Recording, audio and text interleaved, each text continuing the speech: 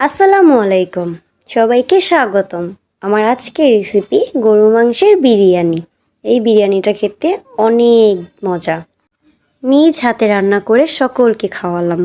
এখানে আমি গরু মাংসের ভিতরে আদা রসুন বাটা, টক দই, গরম মশলা গুঁড়ো, মরিচের গুঁড়ো, বিরিয়ানির মশলা, সয়া সস, টমেটো সস, লবণ দিয়ে ভালো করে মাখিয়ে নেব। মাখিয়ে কিছুক্ষণ ম্যারিনেট করে রেখে দেব। এখন একটা প্যানের মধ্যে তেল দিয়ে ম্যারিনেট করা মাংসগুলোকে ভালো করে ভেজে নেব। অল্প আঁচে রেখে এটা ভালো করে ভেজে নিচ্ছি। তারপরে কুচি করে কাটা পেঁয়াজ ও কাঁচামরিচগুলো দিয়ে দিব। ভালো করে নাড়াচাড়া দিয়ে এটাকে আমি ঢেকে দিব। এই তো ঢেকে কম আঁচে বসিয়ে দেব। মাংসটা সিদ্ধ হয়ে আসলে আমি ধুয়ে রাখা চালটা দিয়ে দেব।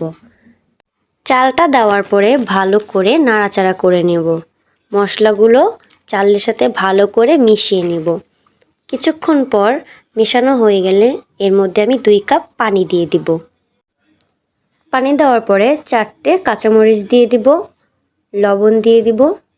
ভালো করে নাড়াচাড়া করে ঢেকে একটু অল্প আঁচে আমি বসিয়ে দিব। এই যে আমার বিরিয়ানিটা হয়ে এসেছে। এখন এটাকে আমি নাড়াচাড়া করে ভালো করে হালকা আঁচে বসিয়ে রাখবো। এই যে নামিয়ে নেওয়ার পরে মাশাআল্লাহ, দেখতে কত ভালো হয়েছে, খেতে মাশাআল্লাহ হয়েছে।